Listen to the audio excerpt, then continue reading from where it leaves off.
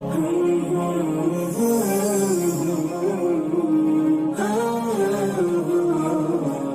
முஃமினை பொறுத்த வரைக்கும் அன்றாடம் தௌபா செய்து கொண்டேதான் இருக்க வேண்டும். ஒரு முஃமின் எப்பொழுதுமே தௌபா என்பது அவனது வாழ்க்கையில் தொடர்ந்து இருந்து கொண்டே இருக்க வேண்டும்.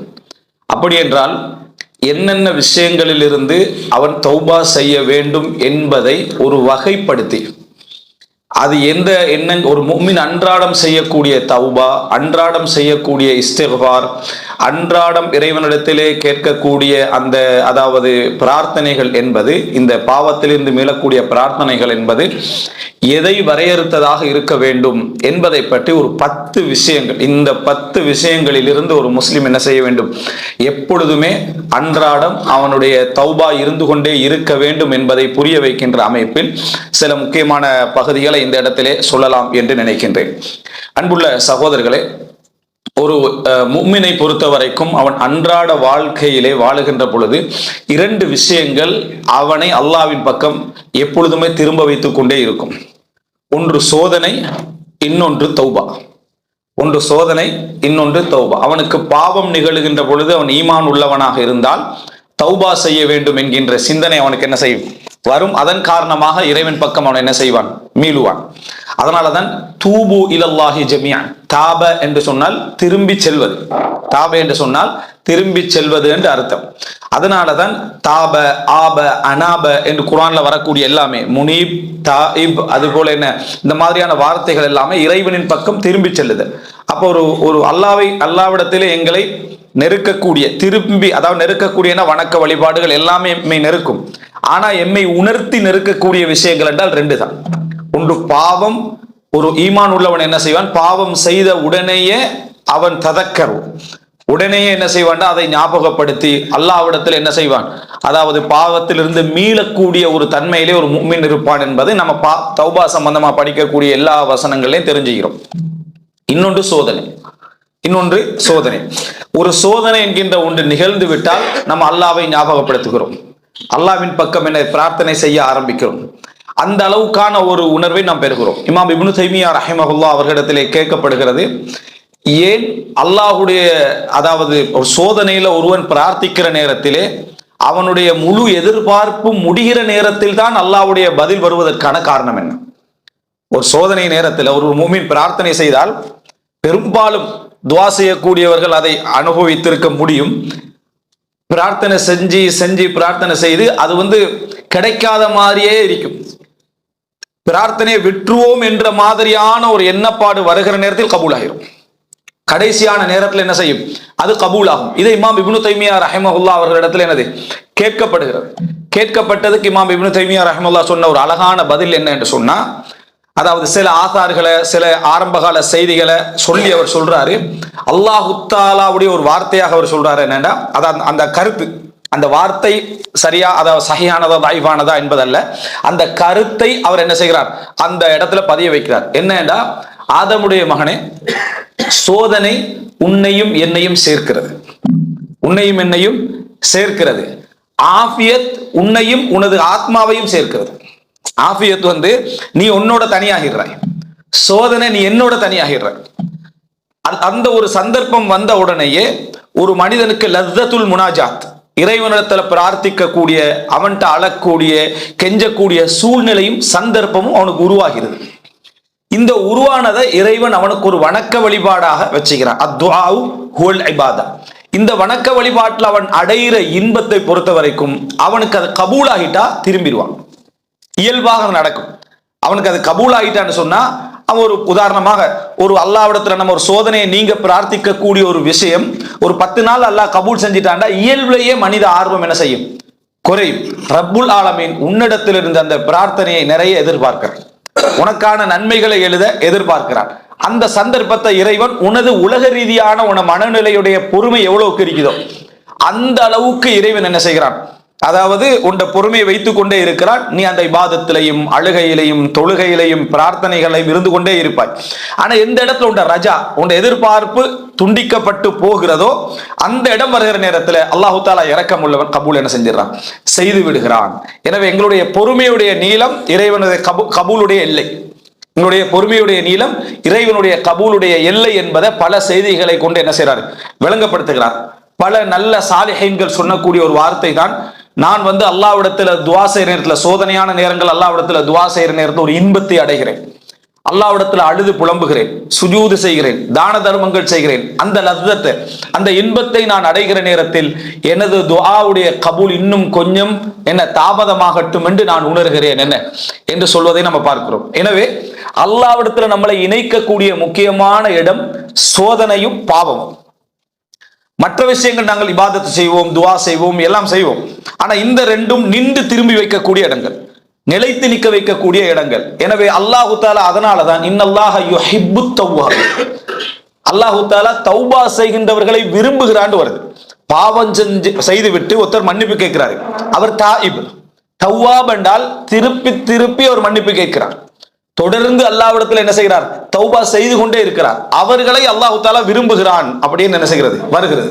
எனவே அல்லாஹ் ரப்பல் ஆலமீன் தௌபாவை ஒருவரிடத்திலிருந்து விரும்புகிறான் என்றால் யோசிச்சு பாருங்க. நம்ம தௌபாவுடைய பகுதியில நினைத்து பாருங்கள். செய்யாத பாவம் ஒன்று, அதுக்கு ஒருத்தர் தௌபா செஞ்சா கபூலாகுமா? செய்யாத பாவத்துக்கு ஒருத்தர் தௌபா செய்யறார். உதாரணமா, ஒருத்தருக்கு பார்வை இல்லை, யா அல்லாஹ் நான் பார்வையால செய்த குற்றங்களை விட்டும் பாவ மன்னிப்பு தேடுகிறேன், கபூலாகுமா?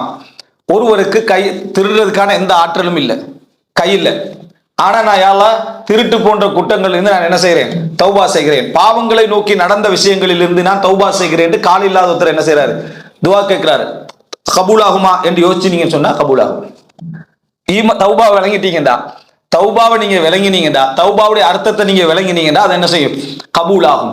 யாருக்கு ஒரு பாவத்தை ஒன்றால செய்ய முடியாமல் இருந்தாலும் அவருடைய உள்ளம் அவரோடு பேசும். அவருடைய உள்ளம் என்ன செய்யும், அவரோடு பேசி கொண்டிருக்கும். இதை செய், உனக்கு செய்ய கிடைக்கலையே, செஞ்சிருந்தா நீனும் என்ன செய்யலாம், மற்றவர்களை போல இருந்திருக்கலாமே.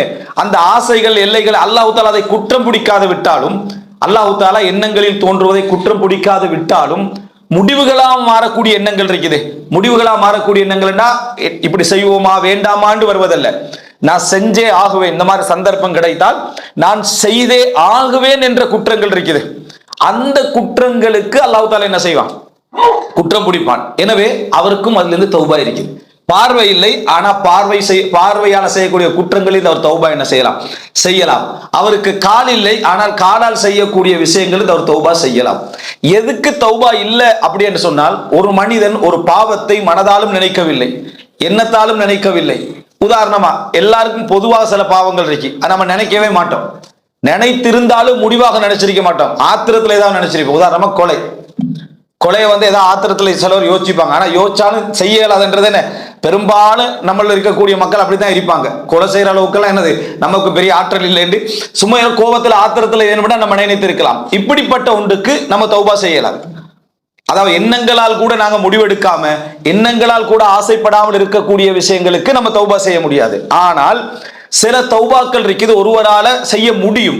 அவருக்கு கண்ணே இல்லாது விட்டாலும், காலே இல்லாது விட்டாலும் செய்ய முடியும். எப்படி? முடிவுகள். இந்த பாவத்தை நான் செய்வேன் என்ற அந்த முடிவுகள் அவர் எடுப்பாராக இருந்தால் அதை என்ன செய்யும், அவர் தௌபா செய்ய வேண்டிய நிலைமையில் இருக்கு. எனவே ஒரு முஃமின் எப்பொழுதுமே தௌபா செய்து கொண்டேதான் இருக்க வேண்டும். இமாம் அஹ்மது பின் ஹம்பல் ரஹிமஹுல்லாஹ் அவர்கள் சொல்கிறார்கள், மகன் அப்துல்லா பின் அஹ்மதுடைய மகன் கேட்கிறாரு, எனக்கு தந்தையே வசியத்து பண்ணுங்க, ஒரு சுருக்கமான ஒரு வசியத்து பண்ணுங்க. சுருக்கமான வசியத்து பண்ணுங்கன்றாலே நம்ம யாருக்கும் வசியத்து பண்ண தெரியாது, ஏன்னா நமக்கு எல்லாம் விரிவா தான் என்னது சொல்ல தெரியும். சுருக்கமா ஒரு வசியத்து பண்ணுங்க. அவர் என்ன சொல்றாருண்டா, யா புனை, என்ன அருமை மகனே, இன்வில் ஹைர், நல்லதை எப்பொழுதுமே நியத்து வைத்துக் கொண்டே இரு. அதை செய்யணும் இதை செய்யணும் என்று நல்லதுகளை நியத்து வைத்துக் கொண்டே இரு. காரணம் என்ன தெரியுமா, நீ நல்லவைகளை செய்ய வேண்டும் என்கின்ற எண்ணம் வைத்துக் கொண்டிருக்கின்ற காலங்களில் எல்லாம் நீ நன்மையிலேயே இருந்து கொண்டிருக்கிறாய், நன்மையையே செய்து கொண்டிருக்கிறாய் என்று சொல்றார். எனவே உள்ளத்துல கெட்டவைகளை செய்யணும் என்ற எண்ணம் வருகிற நேரத்தில், அவைகள் முடிவாக வருகிற நேரத்தில் தௌபா என்பது எங்களுக்கு எப்பொழுதுமே என்ன செய்ய வேண்டும், இருந்து கொண்டே இருக்க வேண்டும் என்ற ஒரு அடிப்படையை நாம் என்ன செய்யணும் இதுல பார்க்கிறோம். எனவே இது ஒரு மிக பிரதானமான ஒரு அம்சம். தௌபாவுடைய வாசல்கள் நம்ம விளங்கி படித்த நிபந்தனைகள் என்பதவற்றையெல்லாம் தாண்டி பல விஷயங்கள் என்ன செய்கின்றன, நம்ம உணராத விஷயங்கள் நிறையவே இருக்கின்றன. அதனால ஒரு முஃமின் எப்பொழுதுமே அன்றாட வாழ்க்கையில் இறைவன் பக்கம் தன்னை நிறுத்தி வைக்கக்கூடிய ரெண்டு விஷயங்களான சோதனையும் பாவம். பாவங்களை பொறுத்த வரைக்கும் அவன் நிறைய பாவங்கள் செயலால ஒரு குறிப்பிட்ட பாவத்தை செயலால செய்யாதவனாக இருப்பான், ஆனா எண்ணத்தால முடிவெடுத்தவனாக இருப்பான். இப்ப முடிவெடுக்காது விட்டாலும் எப்பயோ ஒரு தடவை முடிவெடுத்திருப்பான், மறந்திருப்போம் செய்யாததனால. அதனால தௌபா என்ற பகுதி அவனை இறைவனின் பக்கம் நெருக்கிக் கொண்டே இருக்கும், இறைவன் பக்கம் நெருக்கிக் கொண்டே இருக்கும். எந்த அளவுக்கு ஹதீஸ்ல வருதுன்னா, பாவம் செய்துவிட்டு தௌபா செய்து சிறப்பாக வாழக்கூடியவர்கள் அல்லாஹு தஆலா மிகவும் விரும்புகிறான். காரணம் அவன் இறைவனின் பக்கம் மீண்டு வந்திருப்பதனால.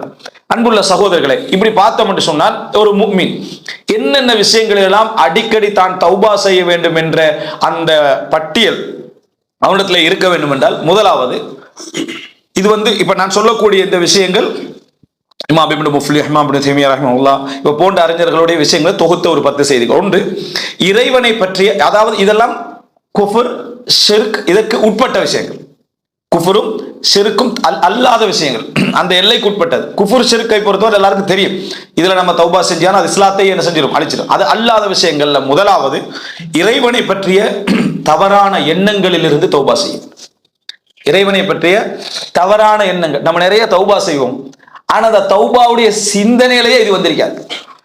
ஒரு மனிதனுக்கு எண்ணத்துல நான் இதுல இருந்து தான் தௌபா செய்கிறேன் என்று வராது விட்டால் அந்த தௌபா கபூலாகாது. நான் எதிலிருந்து தௌபா செய்கிறேன் என்பது, நான் தெரிந்த பாவங்கள் தெரியாத பாவங்கள் என்று சொல்வது எதற்கு என்று சொன்னால், நான் யோசிச்சு பார்த்து இது பாவங்களா என்றெல்லாம் நான் வகுத்த பின்னால எனக்கு மறந்து போகக்கூடிய பாவங்கள் தான் அது. அது அல்லாம நான் யோசிக்கவே இல்லை, அதை பத்தி சிந்திக்கவே இல்லைன்னா அதுக்கு தௌபா என்ன செய்யாது, வராது, ஏற்றுக்கொள்ளப்பட மாட்டாது. எனவே இறைவனை பற்றிய தவறான எண்ணங்கள். நல்ல ஒரு முஃமினாக இருந்தால் அவனுடைய உச்சகட்டுடைய ஈமானுடைய நிலை என்ன என்று சொன்னால், நம்ம வரைவிலக்கணமாக சொல்றதா இந்த உடல்ல இருந்து ரத்தம் சொட்டு சொட்டாக வடிந்து கொண்டு கடைசி துளி இருந்தாலும் அவனுக்கு இறைவன் இருந்து நல்லெண்ணம் போகாது. நல்ல ஈமான் உள்ளவன், நல்ல ஒரு முஃமினானவன், அவன் உலகத்துக்கு ஹைரே செய்து விட்டாலும் சரி, முழு ஹைரும் செய்த பின்னால அநியாயமாக அவன் உடல்ல இருந்து என்னது அவன் கொல்லப்படுகிறான், கடைசி சொட்டு ரத்தம் போகிற நேரத்தில் கூட நான் செய்த ஒரு பாவம் காரணமாக இருக்கலாம், நான் செய்த ஒரு தவறு காரணமாக இருக்கலாம், அல்லாஹ் எனக்கு தௌபா தந்து கொண்டிருக்கிறான், அல்லாஹ் எனக்கு மறுமையில் என்ன வைத்திருப்பானோ என்ற எண்ணங்களோடு மரணிக்கின்றவன் தான் இறைவனை பற்றிய நல்லெண்ணத்துல உச்சமானவன். ஆனா அந்த நிலைமையில எங்கள்ல எத்தனை பேர் இருக்கிறோம் அப்படின்னு நினைத்து பார்த்தோம் என்றா, சோதனை வராமல் அந்த லெவல்ல இருக்கிற கொஞ்சம் பேர் இருக்கிறாங்க, இன்னும் வரல, வராத வரைக்கும் நல்லது. அதை இன்னும் சிலர் எப்படி இருப்பாங்கன்னு சொன்னா, அந்த நிலை வருவதற்கு முன்னாலேயே இறைவனை பற்றிய நல்லெண்ணங்களை என்ன செஞ்சிருவாங்க, விட்டுருவாங்க. இந்த மாதிரியான நல்லெண்ணமின்மை என்பது இப்ப துஆவுடைய விஷயத்தில் கூட வருகிறது. இமாம் ஹசன் பஸ்ரி ரஹ்மத்துல்லாஹி இடத்துல என்ன ஏன் எங்களது துஆக்கள் கபூல் செய்யப்படுவதில்லை அப்படி என்று சொல்லி கேட்ட நேரத்துல நாங்க அவசரப்படுகிறோம்னு சொல்றாங்க. அதுக்கு பின்னால் அவர் என்ன சொல்றாரு, ஆனா அவசரப்படாம என்ன செஞ்சேன், நான் துஆ கேட்டேன், அப்பயும் கபூல் ஆகலை அப்படின்னு சொல்லி என்ன செய்யறாரு, சொல்றாரு. அப்ப அவர் பதில் இமாம் ஹசன் பஸ்ரி தான் ஞாபகம், வேற அறிஞராக கூட இருக்கலாம். அவர் என்ன பதில் சொல்றாண்டா, ஏன் கபூல் ஆகலைண்டா, நீ சோதனைக்காக துவா கேட்டாய், நான் ஈமானுக்காக என்ன செய்யறேன், துவா கேட்கிறேன். நீ இப்ப கேட்டது டெஸ்டிங், அவசரப்படாம கேட்டு பார்ப்போம் கபூல் ஆகுதாண்டா, அது அல்லாஹ்வை என்ன செய்யறது, சோதிச்சு பார்க்கக்கூடிய அமைப்பிலான இந்த எண்ணம் வந்தாலே அது முடிஞ்சது. ஒரு கெட்ட எண்ணம். இப்படியான கெட்ட எண்ணங்கள் எமது மனதுல நிறைய இடத்துல வரும்.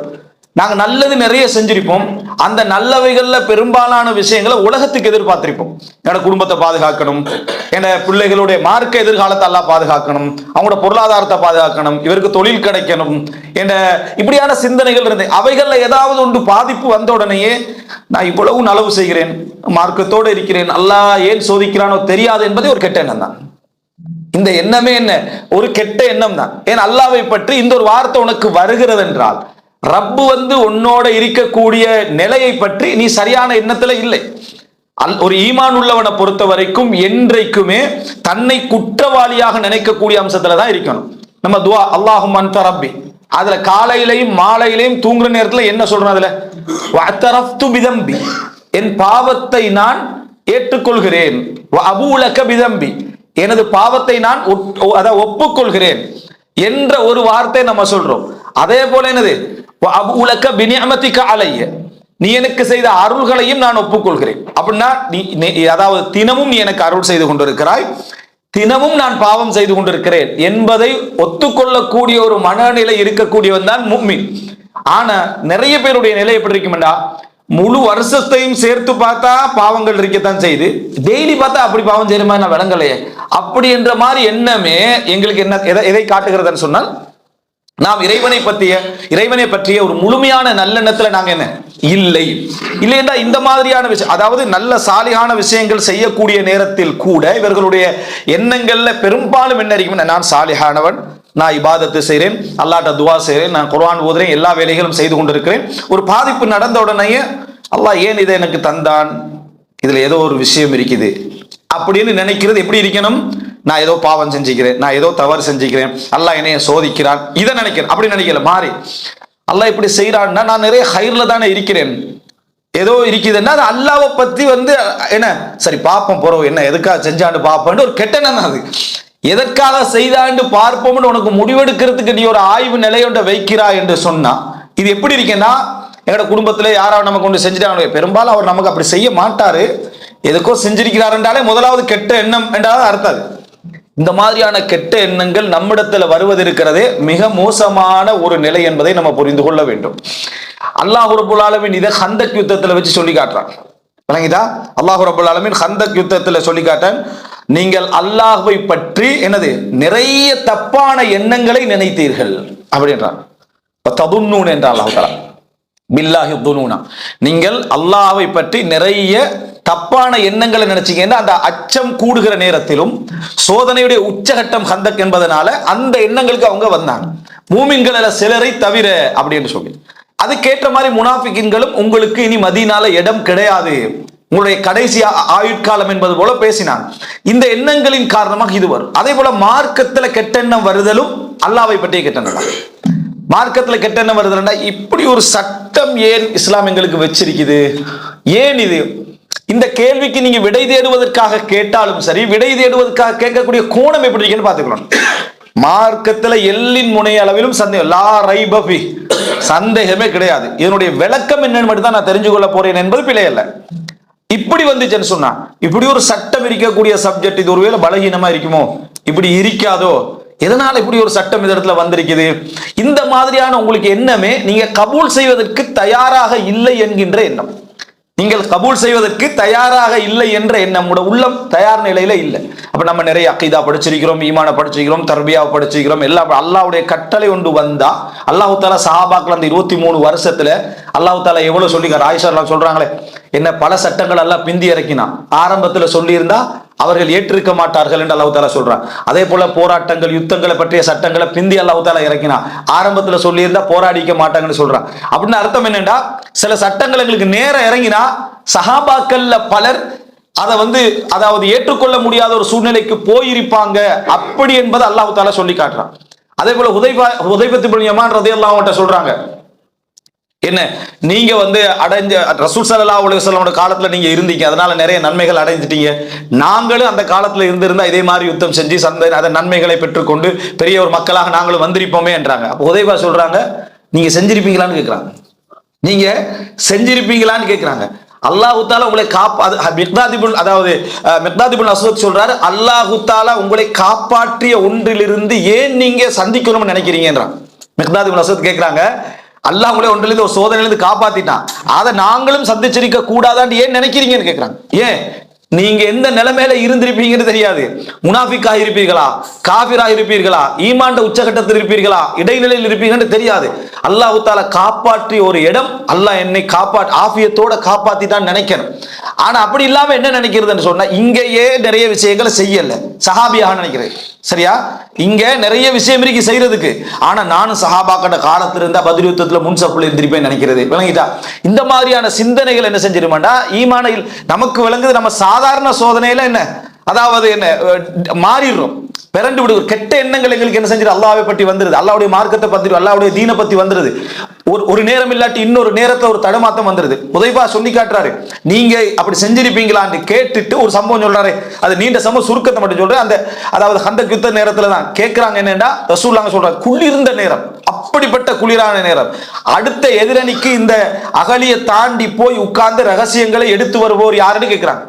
ஒருத்தர் எழும்பல, யாருமே எழும்பல. சஹாபாக்கள்ல உச்சகட்ட நபித்தோழர்கள் இருந்து கடைசி வரைக்குள்ள நபித்தோழர் வரைக்கும் யாருமே எழும்பல, அந்த இடத்துல இல்லாத நபித்தோழர்களை தவிர. அப்ப ரசூலுல்லாஹ் திருப்பி சொல்றாங்க, யாரு எழும்பல. மூணாவது முறை சொல்றாங்க, யாரு எழும்பல. இந்த ஹுதைஃபா சொன்னவரை எழும்பிப்பீங்களான்னு கேட்கிறாரு. அதான் கேட்கிறாரு ஹுதைஃபா என்ன கேட்கிறாண்டா, அப்ப நீங்க இருந்தா எழும்பிருப்பீங்களான்னு விளக்கத்துக்கு நேரடியாக வரல, நீங்க செஞ்சிருப்பீங்களான்னு ஃபர்ஸ்ட் கேட்டது அதுதான். யாரும் எழும்பல, அபூபக்கர் எழும்பல, உமர் எழும்பல, உஸ்மான் எழும்பல, அலி எழும்பல, ரலியல்லாஹு அன்ஹு, எத்தனையோ நபி தோழர்கள் எழும்பல. சிச்சுவேஷன் அப்படி, அவங்கள மோசமானவங்க அல்ல, அல்லது ஈமான்ல குறைந்தவர்கள் அல்ல. ஆனா அவ்வளவு பயங்கரமான ஒரு சோதனை டைம். இவர் என்ன சொல்றாரு, நம்ம அங்க இருந்திருப்போம். அல்லாஹ் தஆலா எங்களை ஒரு சோதனை விட்டு காப்பாத்திட்டான் வைங்களே, நல்லெண்ணத்தை எல்லாம் பாதுகாத்துட்டான், தீனுடைய ஈமானுடைய நல்லெண்ணத்தை எல்லாம் பாதுகாத்துட்டான், இஸ்லாத்துடைய நல்லெண்ணத்தை பாதுகாத்துட்டான். அந்த சோதனையை நான் சந்திப்பேன். அந்த நேரத்துல எண்ணங்களை எப்படி சுழண்டு வரும் தெரியுமா? அந்த எண்ண சுழற்சியில எவ்வளவு கெட்ட எண்ணங்கள் நினைச்சிருவோம் தெரியுமா? அல்லாஹ் பத்தி, இஸ்லாத்தை பத்தி என்ன நினைச்சிருவோம் தெரியுமா? குஃபுருக்கே சைத்தான் கொண்டு வந்து வைப்பாத நேரத்துல. இப்படிப்பட்ட ஒரு தீனுக்கா நீ இந்த சோதனை? ஒருவேளை இந்த தீன் பொய்யா இருந்தா, ஒருவேளை இந்த தீன் பிழையாக இருந்தா, நீ உண்ட உயிரையே கொடுத்து உண்ட குடும்பத்தையே கொடுக்கக்கூடிய ஒரு இடம் வருது. ஒருவேளை இந்த தீன் பொய்யா இருந்தா இடத்தை ஸ்ட்ராங்காக இப்லீஸ் வைக்கக்கூடிய இடம் அதுதான். சுஃபியான் அத்-தௌரி ரஹ்மத்துல்லாஹி கேட்கப்படுகிறது, பாவத்தை பத்தி நீங்க பயப்படுறீங்களான்னு. நான் பாவத்தை பற்றி பயப்படவில்லை, மௌத்தாகிற நேரத்துல நான் இஸ்லாத்தில் மரணிப்பேனா என்றதான் எனக்குள்ள பயம். இஸ்லாத்துல மரணிப்பேனா என்பதுதான் எனக்குள்ள பயம். இமாம் இப்னு ஹஸம் ஈமானுடைய படித்தரங்கள் எல்லாம் எழுதிட்டு வந்து 7வது அல்லது 8வது படித்தரத்துல சொல்றாரு, இதுதான் நல்லெண்ணத்தோடு ஈமானோடு மரணிக்கிற படித்தரம். அதுக்கு கீழே எல்லாம் நரகவாசிகளுடைய படித்தரம் தான். அல்லாஹ் தஆலா என்னை அந்த இடத்திலாவது கபூல் செய்வானாக நான் கேட்கிறார். எல்லாத்தையும் கேட்டுட்டு இந்த இடத்தில் நான் தப்பினாலும் எனக்கு பெரிதுன்றாங்க. இது நம்ம விளங்காம என்ன செய்யறதுன்னு சொன்னா, நம்மளை பத்திய நல்லெண்ணத்துல, நம்மளை பத்திய ஓவர் நம்பிக்கையில அல்லாஹ்வை பற்றி நம்ம கெட்ட எண்ணம் இல்லாம வாழ்கிறோம் நினைச்சிட்டு இருக்கிறோம். அல்லாஹ் ரப்பல் ஆலமீன் இப்ராஹிம் அலைஹிஸ்ஸலாத்தை ஹலீலுல்லா அல்லது ஹலீலுர் ரஹ்மான் என்ற இடத்துக்கு கொண்டு போறான்டா. சாதாரண இடம் அல்லது, சோதனைகளை அவர் எப்படி கடந்து வந்தார் என்பதுதான். ஒரு மாடு பேசியது என்று ரசூல் ஸல்லல்லாஹு அலைஹி வஸல்லம் சொல்லிட்டு நானும் அபூபக்கரும் உமரும் இதனை ஈமான் கொள்கிறோம் என்று சொன்னாங்க. நானும் அபூபக்கரும் உமரும் ஈமான் கொள்கிறோம் சொன்னாங்க. எதன் காரணமாக? அடுத்தவங்க அந்த இடத்துல இருந்தா என்ன மாதிரி ஆகி இருக்கும். உயர்ந்த ஈமான் உள்ளவர்களுடைய நிலைக்கு உதாரணமா 2 பேர் சொல்றாங்க. அவங்க 2 பேர் மட்டும்தான் அர்த்தம் இல்ல, உயர்ந்த ஈமான் உள்ளவருடைய நிலை. நம்ம அந்த இடத்துல இருந்து என்ன ஆகி இருப்போம், எத்தனை கெட்ட எண்ணங்களை நம்ம தாண்டி இருப்போம் ஈமானுடைய. ஆனா அந்த ஷைத்தான் முஜ்மலாக வைத்திருப்பான். நீங்க நல்ல எண்ணத்தோடு இருக்கிறீங்க, சோதனை வருகிற நேரத்தால் தஃபாசில் அது பிரியும். அந்த பிரிகிற நேரத்துல தான் ஒவ்வொன்றிலையும் நாங்க எப்படி இருக்கிறோம்னு விளங்கிறோம். யாருமே எழும்பல. ரசூல் ஸல்லல்லாஹு அலைஹி வஸல்லம் சொல்றாங்க, ஹுதைஃபாவே எழும்புங்க. ஹுதைஃபா சொல்றாரு, நான் விருப்பம் இல்லாம எழும்புறேன், ஆனா நபி அவர்களுடைய கட்டளை, அதனால நான் எழும்பித்தான் ஆக வேண்டும், அதனால எழும்பினேன் ஹுதைஃபா ரலியல்லாஹு அன்ஹு. அப்ப அல்லாஹ்வுடைய கட்டளை அந்த இடத்துல. அதுக்கு பின்னால ரசூல் ஸல்லல்லாஹு அலைஹி வஸல்லம் எதிரி அணில போய் நீங்க பார்த்துட்டு வாங்கன்னு சொன்ன உடனே எழும்பி நான் நடக்க ஆரம்பித்தேன். அவ்வளவு குளிரிலும் எனக்கு உடல்ல சூடு எடுத்ததுன்றாங்க. நான் ஏதோ சுடுநீர்ல போற மாதிரி எனக்கு இருந்துச்சு. அல்லாஹ்வுடைய நியாமத், அல்லாஹ்வுடைய அருள் அந்த இடத்துல வந்துச்சு. அது வரலாறு. இப்ப நான் இந்த இடத்துல நான் என்ன சொல்ல வருகிறேன்னா, அதாவது தௌபா செய்ய வேண்டும் என்பது முதலாவது நம்ம அடிக்கடி. அதனாலதான் நிறைய திக்ருகள்ல லா இலாஹ இல்லல்லாஹ், லா இலாஹ இல்லல்லாஹ், லா இலாஹ இல்லல்லாஹ்னு ஏன் சொல்றோம்டா, சில எண்ணங்கள் குஃப்ரா கூட இருக்கலாம். அல்லாஹ்வை பற்றி, வேதங்களை பற்றி, நபிமார்களை பற்றி, மலக்குமார்களை பற்றி, சொர்க்கம் நரகம் மறுமை நாள் ஹதீஸ்களை பற்றி, சில விளக்கங்களை பற்றி குஃபுருடைய எண்ணங்கள் கூட நமக்கு வந்து போய் இருக்கலாம், தெரியாது. இதுல இருந்து நம்ம என்னைக்காவது தௌபா செய்யறோமா? இப்ப லா இலாஹ இல்லல்லாஹ் முஹம்மது ரசூலுல்லாஹ், லா இலாஹ இல்லல்லாஹ் முஹம்மது ரசூலுல்லாஹ் என்பது எங்களுக்கு இஸ்லாம் கடமையா இருக்கு பல இபாதத்துல. அதனால நம்ம சொல்லிக்கொண்டே இருக்கிறோம். அது ஒரு பெரிய ஒரு நியாமத். காலையிலையாக இருந்தாலும் சரி, மாலையிலையாக இருந்தாலும் சரி, தொழுகையிலையாக இருந்தாலும் சரி, லா இலாஹ இல்லல்லாஹ் முஹம்மது ரசூலுல்லாஹ், அஷ்ஹது அல்லா இலாஹ இல்லல்லாஹ் வ அஷ்ஹது அன்ன முஹம்மதன் அப்துஹு வ ரசூலுஹு என்ற வார்த்தைகள்லாம் எங்களுக்கு நிறைய வருது என்று சொன்னா இதுதான் காரணம். எனவே ஈமானுடைய தரத்துல முதல் அம்சம் தியாகம். நம்ம என்ன மாதிரி வாழ்றோம் என்பதல்ல, உள்ளத்துல இஸ்லாத்தை பற்றியும் அல்லாஹ்வை பற்றியும் ஈமானுடைய இடங்களை பற்றியும் எங்களோட நம்பிக்கையுடைய அளவு என்ன. சோதனை வந்தா எப்படி தடுமாறுறோம், ஏன் எனக்கு இந்த சோதனை. அதாவது நம்ம சாலிஹீன்கள் எடுத்து பார்த்தோம்னா எங்களோட பட்டியல் எங்கேயோ இருக்குது. இருந்தாலும் அல்லாஹ் சோதனையை தந்தோம்னா அல்லாஹ் என்ன ஏன் இப்படி சோதிக்கிறான்னு நினைக்கிற அளவுக்கு நம்ம நம்மளே நினைச்சுக்கொள்றோம். அந்த கேள்வியே ஒரு கெட்ட எண்ணம், அந்த கேள்வியே ஒரு கெட்ட எண்ணம். அதனாலதான் எப்பொழுதுமே உள்ளத்தில் உள்ள ஜஸா, பதட்டம், இறைவனை பற்றிய பதட்டம், ஈமானை பற்றிய பதட்டம், சோதனை பற்றிய பதட்டம் ஈமான்ல எங்களுக்கு தரத்தை குறைக்கும். ஈமான்ல எங்களுக்கு என்ன செய்யும்? தரத்தை குறைக்கும். ஈமான்ல சிலருக்கு தரத்தை கூட்டும், அந்த பொறுமை சிலருக்கு தரத்தை குறைக்கும். எனவே தரத்துல நாம இவ்வளவு தடமாத்தத்துல இருந்துட்டு இபாதத்துகள், நோன்பு, ஜக்காத்து, ஹஜ் என்று எவ்வளவு விஷயங்கள் செஞ்சிட்டாலும் இபாதத்து கபூலாகும், நன்மைகள் கபூலாகும். ஈமானுடைய உயரம் வேற. அபூபக்கர் ரலியல்லாஹு அன்ஹு பத்தி என்ன சொல்லப்பட்டுச்சு? அபூபக்கர் ரலியல்லாஹு அன்ஹு அவர்கள் எல்லா ஈமான கொண்டவர்களை விட முந்தியது நிறைய தொழுகைகளாலோ, நிறைய நோன்புகளாலோ, நிறைய சதக்காக்களாலோ, நிறைய ஹஜ்ஜுகளாலோ அல்ல. பிஷைஇன் வகர ஃபீ கல்பிஹி, அவரது உள்ளத்திலே பதிந்து போன ஈமானின் காரணமாக. அவர் உள்ளத்திலே பதிந்த ஈமானின், அதாவது இஸ்லாத்துக்கு மேல அவருக்கு வேற எதுவும் இல்லை. அவ்வளவு ஒரு நம்பிக்கையும் அவ்வளவு. அதனாலதான் மேராஜை உண்மைப்படுத்தின, அதனாலதான் முதலா உண்மைப்படுத்துகிறார், அதனாலதான் ஹிஜ்ரத்துல முதலாம் நபரா வந்தார், அதனாலதான் முழு சொத்தை தர்மம் நம்பிக்கை. அந்த நம்பிக்கையுடைய உச்சகட்டம் என்பது எங்கேயோ இருக்கு. அப்படின்னா அந்த நம்பிக்கையுடைய குறைவுக்கேற்ப எங்கள்கிட்ட தடுமாற்றங்கள் வந்து கொண்டே இருக்கும். எப்ப நம்ம அந்த ஈமான்ல ஒரு பூர்த்தியான நிலை கிட்ட நெருங்குறோம்டா, நமது ஒரு அதாவது நிறைய நன்மைகள் செய்து, நிறைய அருள்களை அடைந்து, நிறைய சோதிக்கப்பட்டு, கடைசி நேரத்துல நமக்கு உயிர் போறதுக்கு ஒரு சொட்டு ஒரு இரத்த துளி வடிகிற நேரத்திலும் கூட நமக்கு இதான் உயிர் போக போகுது என்றாலும், நான் செய்த ஒரு பாவம் என்ன, நான் செய்த பிழைகள் என்ன, நான் செய்த தவறுகள் என்ன, ரப்புல் ஆலமீன் நாளை மறுமையில் என்னை மன்னிப்பதுக்கு இதை காரணமாக்க மாட்டானா என்ற எண்ணத்தோடு மரணித்தல். ஒரு இளைஞனை வந்து ரசூலுல்லாஹி ஸல்லல்லாஹு அலைஹி வஸல்லம் நோய் விசாரிக்க போறாரு. ஒரு இளைஞன், வயோதிபம் கூட இல்லை, ஒரு இளைஞனை விசாரிக்க போற நேரத்தில் உங்களை எப்படி உங்களுடைய உள்ளம் இருக்குதுன்னு கேட்கிறாங்க. அவர் என்ன சொல்றாருன்னு சொன்னா, செய்த பாவங்களை அல்லாஹ் மன்னிக்க வேண்டும், அதனால நரகத்தை நான் பயப்படுகிறேன், நரகத்தில் நுழைச்சிருவானோ உண்டு. அதே நேரம் அல்லாஹ் ரப்பல் ஆலமீன் எனக்கு சொர்க்கத்தை தர வேண்டும் என்று ஆசை வைக்கிறேன். இந்த ரெண்டு நிலை தான் என் மனசுல இருக்கேன்னாங்க, வேற எதுவும் இல்லைன்னா. ரசூலுல்லாஹி ஸல்லல்லாஹு அலைஹி வஸல்லம் சொன்னாங்க, இது போன்ற நிலையில், இது போன்ற ஒரு முஃமினுடைய நிலையில், இது போன்ற சூழ்நிலையில் இந்த ரெண்டும் யாருடைய உள்ளத்திலே சேருகிறதோ அல்லாஹ் ரப்பல் ஆலமீன் அவர் ஆசைப்பட்டதை கொடுப்பான், அஞ்சியதை விட்டும் அவரை தூரமாக்குவான் என்று ரசூலுல்லாஹி ஸல்லல்லாஹு அலைஹி வஸல்லம் சொன்னாங்க. எனவே இந்த ரஜா, இந்த எதிர்பார்த்து, இந்த நல்ல நம்பிக்கை, ஹுஸ்னு தன்னி பில்லாஹ் என்றது நம்ம நினைப்பது போல லேசான ஒரு சப்ஜெக்ட் அல்ல.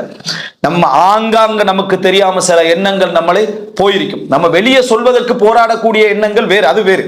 ஆனா நான் சொல்றேன், எண்ணங்களை தாண்டி போறதில்ல, மூணாவது மனசுல அடிமனதுல போறதல்ல, முடிவுகளாகவே சில எண்ணங்கள் வந்துட்டு போயிருக்கும்.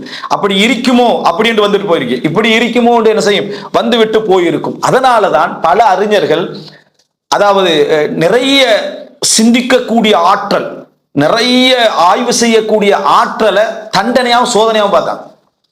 ஏண்டா சாதாரண இபாதத்தில் இருக்கக்கூடிய மிகப்பெரிய சிந்தனை அந்த மாதிரியான ஆற்றல் இல்லாத மக்களை பாருங்க, அவங்க வந்து பெரும் பெரும் விஷயங்களை கூட நம்பி உறுதியா இருந்துட்டு இருப்பாங்க, பித்தரத்திலேயே உறுதியா இருப்பாங்க. ஆய்வில் உள்ள பாட்டி பாருங்க, போர்டரால தான் போயிட்டு இருப்பாங்க, எல்லா இடத்துல இந்த பக்கமா அந்த பக்கமா, இப்படியும் இருக்கலாம் அப்படியும் இருக்கலாம்னு போய்கிட்டே இருப்பான். இது ஒரு டேஞ்சரான நிலை. அந்த இல்மு அவருக்கு சரியான ஈமான் என்ன செய்யல, கொண்டு வரவில்லை என்றதை பார்க்கிறோம். எனவே இது முதல் விஷயம், இது மிக பிரதானமான விஷயம். அதிகம் உணர்த்தப்படாத விஷயங்கள்ல ஒன்று நம்மளை தாண்டி செல்லக்கூடிய குஃபருடைய சிந்தனைகள், அதாவது ஈமான் சம்பந்தமான விஷயங்கள், அல்லாஹ்வுடைய நல்லெண்ணங்கள் சார்ந்த விஷயங்கள்ல எதெல்லாம் நம்ம தாண்டி இருப்போம், அப்படி தாண்டி இருக்கிறோம் என்ற நம்பிக்கையிலேயே நம்ம அல்லா இடத்துல என்ன செய்யணும், நிறைய தௌபா செய்யணும். யா அல்லாஹ், இவைகளிலிருந்து நான் தௌபா செய்கிறேன். இஸ்லாத்தை ரதீத்து பில் இஸ்லாமி தீனா, அதாவது இந்த இஸ்லாத்தை முழு தீனாக நான் ரதீத்து பில்லாஹி ரப்பன் வபி முஹம்மதின் நபியன் வபில் இஸ்லாமி தீனன் வழங்கிட்டா, இந்த இஸ்லாத்தை அல்லாஹ்வுடைய மார்க்கமாகவும் அல்லாஹ்வை பொருந்திக் கொண்டும் தூதரை பொருந்திக் கொண்டும் என்ற வார்த்தைக்கு ரிதா, இது மிக முக்கியமான ரலியல்லாஹு அன்ஹும் வரதுவன் சாதாரணமான ஒரு அம்சம் அல்ல. இதை நம்ம புரிந்து கொள்ள வேண்டும். இதுல இருந்து நம்ம தௌபா செய்து அல்லாஹ்விட்ட கையேந்தி ஒரு தர்தீப்ல நம்ம ஒரு தௌபா செய்வோமே, அந்த நேரத்துல இதை நீங்க மனதில் வச்சுங்க, என்னுடைய முதல் தௌபா இதுவாக இருக்க வேண்டும் என்பது. இரண்டாவது, மார்க்கத்தின் பெயரால் செய்த தவறுகள், மார்க்கத்தின பெயரால நம்ம செய்த தவறுகள் இருந்து தௌபா செய்யணும். நம்ம பாவம் என்று நிறைய செய்வோம், பிழைகள் என்று நிறைய செய்வோம், ஆனா அதுக்கு மார்க்க அடையாளம் கொடுத்திருந்தோம்டா, இது மார்க்கம், இது இஸ்லாம், அல்லது செய்தா பிழை இல்லை, செய்தால் பிழை இல்லை என்றது என்ன, மார்க்கம் என்று அர்த்தம். மார்க்கத்துல அனுமதி என்று அர்த்தம். நீங்க எந்த இடத்திலேயாவது இது அனுமதி என்றோ, அல்லது இது விரும்பத்தக்கது என்றோ, அல்லது இது வெறுக்கத்தக்கது ஹராம் இல்லை என்றோ, அல்லது வாஜிப் என்றோ ஒன்றுக்கு சொல்லி இருந்தீங்க என்று சொன்னா நீ மார்க்கத்துல பேரால செஞ்சுக்கிறீங்க. அது பிதஅத்தாக இல்லாது விட்டாலும் மார்க்கத்தின பேரை நீங்க யூஸ் பண்ண, ஒரு தவற செய்யக்கூடியவர்களுக்கு சைத்தான் கொடுக்கக்கூடிய விஷயம் என்னடா, கொஞ்சம் மார்க்க அறிவு இருந்தா என்ன பிழைன்னு கேட்கிறது. முதலா கேள்வி என்ன பிழை அப்படின்னு கேட்கிறது. அது எதற்காக என்ன பிழை தெரிஞ்சுக்கிறதுக்கு இல்ல, மார்க்கத்தில் அது பிழை இல்லை என்று நீ ஒரு தவறு செய்வதை என்ன செய்ய, மூமுல் பல்வா பரவிட்டு எல்லார்ட்டையும் மிகச்சிட்டு தவிர்க்க எல்லாமே இருக்குது என்றது ஓகே, அது நீ மார்க்கத்துக்கு அடையாளம் கொடுக்கல. பிழையை நீ ஒத்துக்கல்ற, பிழையில நான் நிர்பந்திக்கப்பட்டீங்க, அல்ல பிழையில நம்ம கலந்துட்டோம், எல்லா இடத்துலயும் கலந்துட்டு தவிர்க்க முடியாம இருக்குதே அப்படி என்றது தவிர்க்க முடியாம இருக்குதா இல்லையான்றதுக்குள்ள போயிடும்.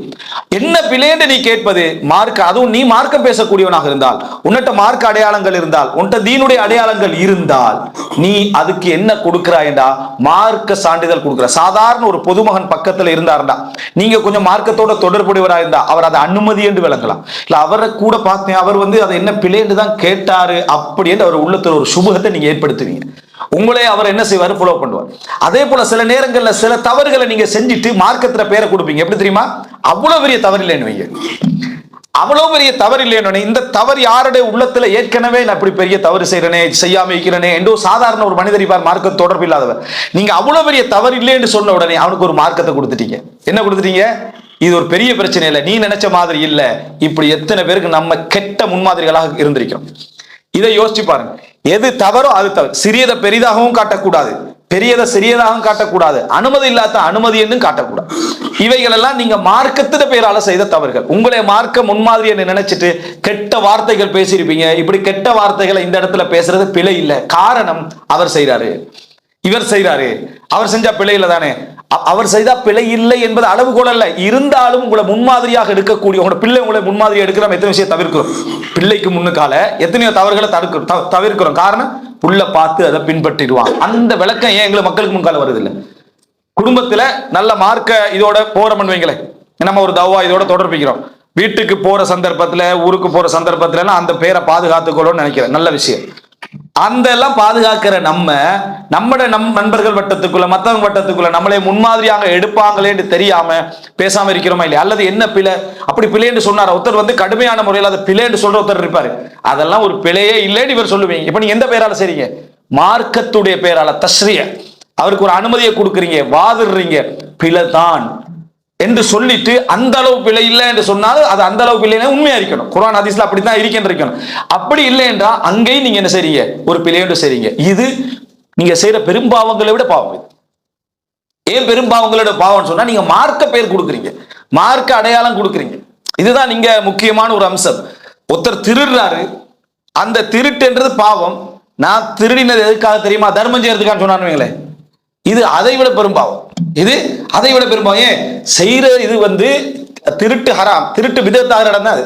திருட்டு வந்து பிதத்தாகிற இடம் எது? மார்க்கத்தின் அடிப்படையில் அவர் திருடி கொண்டிருக்கிறார் அப்படின்றது. மார்க்கத்தின் இப்ப கனிமத்தண்டா என்ன? யுத்தம் நடந்து எதிரிகள் விட்டு செல்லக்கூடியவைகள். அப்ப அது கொள்ளை என்று ஒருத்தர் சொன்னார்னா எப்படி பிழையோ? ஏன் பிழைன்னு சொன்னா அது இஸ்லாம் அனுமதிச்சு சரி. அதே போல ஒரு தடையை வந்து மார்க்கமாக்குறதும் பிழை. இந்த மாதிரியான மார்க் அடையாளம் கொடுக்கிறது. 2 இடத்துல ஓடிக்கின்றிருக்கிறார் ஒருத்தர், 2 மலைகளுக்கு இடையில. சும்மா ஓடினா எக்ஸசைஸ் சொல்லலாம். இது வந்து சபா மருவா மாதிரின்னு சொல்றான்னு வைங்களேன். அங்கதான் பிதத். நீ சும்மா ஓடு, பிரச்சனை இல்லை. என்ன சபா மருவாயிடா திடீர்னு? அங்கதான் எங்கட பிரச்சனை. நீ 7 முறை ஓடு, 14 முறை ஓடு, பிரச்சனை இல்லை. எங்கேயா சுத்திட்டு வா, பிரச்சனை இல்லை. ஆனா சபா மருவா மாதிரி, முஸ்தலிஃபா மாதிரி, அரபா மாதிரி என்று சொல்றது பிரச்சனை. இந்த மாதிரியான விஷயம். தொழுகிறது, தொழுக வந்து ஒரு எக்ஸசைஸ் என்றது சரியா? நோன்பு பிடிக்கிறது, நோன்பு பிடிச்சிட்டு அது வந்து என்ன, அதாவது உடல் ரீதியான பயிற்சி என்றது. உடல் ரீதியான நலவு இருக்குது, ஹெல்த் இருக்குது, அது பிரச்சனை இல்லை. அது பிரச்சனை இல்லை. அதாவது இதுல நிறைய உடல் ரீதியான நன்மைகள் இருக்குது, அது தருது, தொழுகைகள், அதல்ல சப்ஜெக்ட். இஸ்லாம் கடமையாக்கி இருக்கிறதே மனுஷனை ஹெல்த்தியா வச்சுக்கலன்னு மட்டும்தான். அப்படி அப்ப நோயாளி நோன்பு பிடிக்கிற ஹராமான்னு கேட்டா இல்ல, ஹராம் இல்லைன்னுவாங்க.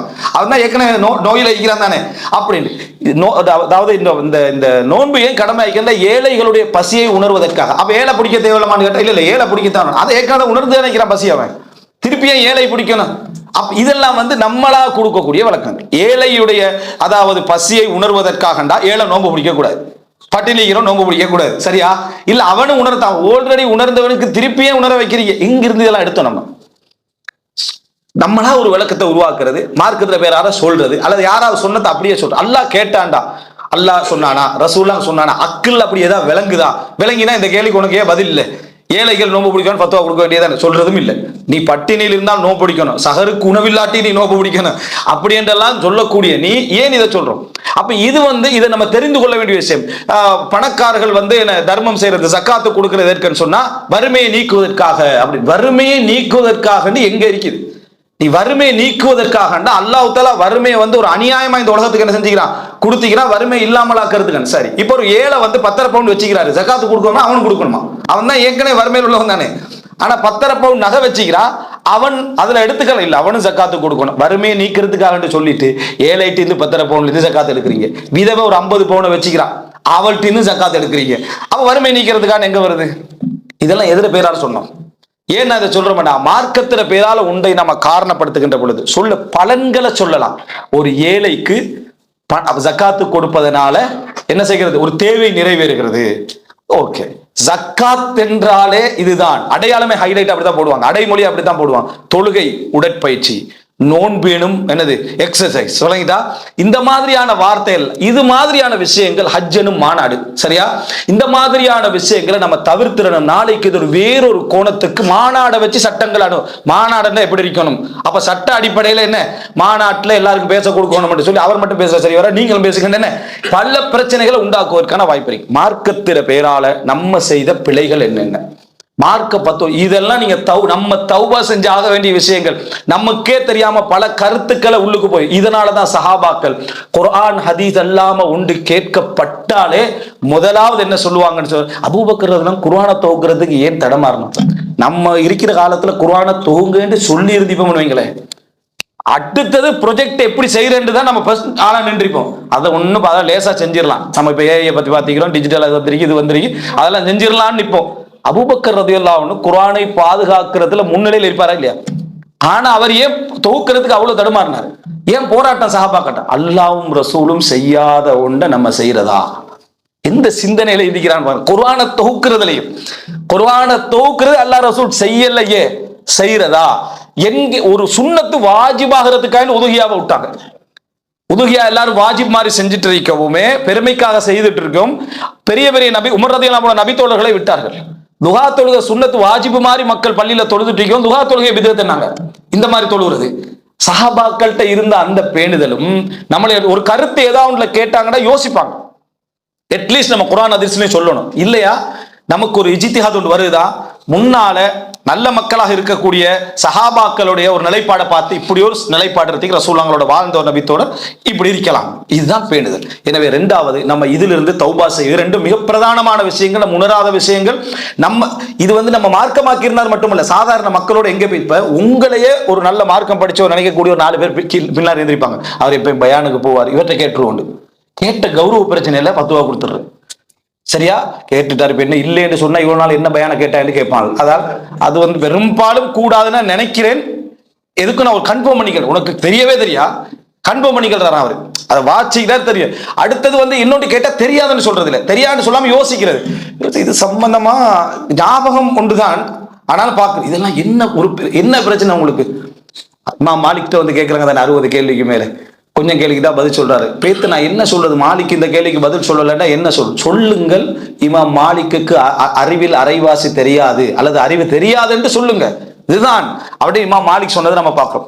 லா அத்ரி நிஸ்ஃபுல் இல்ம் தெரியாது என்பது அறிவின் அரைவாசி. எனவே இதை சொல்ல நீங்க பழகுங்க. அல்லாஹ் தஆலா என்ன செய்வான்? அதை வத்தகுல்லாஹ் வ யுஅல்லிமுக்குமுல்லாஹ் அல்லாஹ்வை பயந்து கொள்ளுங்கள் அல்லாஹ் உங்களுக்கு கல்வியை தருவான். எனவே தௌபா இந்த 2 நிறைய யோசிக்க வேண்டிய விஷயம் நம்ம தௌபா செய்வதற்கு.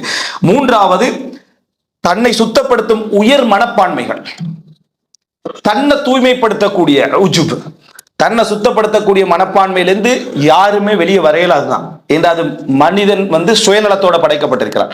சுயநலம் மனிதனுக்கு நலவு கெடுதி அல்ல. எல்லா சொர்க்கத்துக்கு போகணும் என்பதே ஒரு சுயநலம் தான். அடுத்தவருக்கு நன்மை செய்யறது தவ்வா செய்யறது என்பதே சுயநலம் தான். குடும்பம் என்பது நாம மனைவி கொடுக்கிறோம் பிள்ளையை கொடுக்கிறோம்னாலும் சுயநலம் தான். என்ன காரணம்? நமது மனைவி என்று வரப்பேத்தான் கொடுக்கணும். அது தலாக் பண்ணவரை கொடுக்கிறோம் இல்லை விளங்கிட்டா? அதனால எல்லாமே சுயநலம் தான் மனிதனுடைய அடிப்படை. அதனால மனிதன் தனக்கு தன்னை விரும்புவான். தன்னை உள்ளத்துக்குள்ள தனக்கு இருக்கணும்னு விரும்புவான். தன்னை கொஞ்சம் உயர்படுத்த விரும்புவான். ஆனா அது உங்களை தூய்மைப்படுத்துகின்ற அளவுக்கு நீங்க தான் என்கின்ற அளவுக்கு வருமாக இருந்தால் மற்ற எல்லா அமல்களையும் உங்களுக்கு என்ன செஞ்சிடும்? அது திண்டு அதை முழுசா அழிச்சிடும். உங்களுடைய எல்லா அமலையும் அழிச்சிடும். சாதாரணமாக இருக்கக்கூடிய வீதியில் இருக்கக்கூடியவனுக்கு கிடைக்கக்கூடிய கபூலியத் உங்களுக்கு என்ன செய்யாது? கிடைக்காது.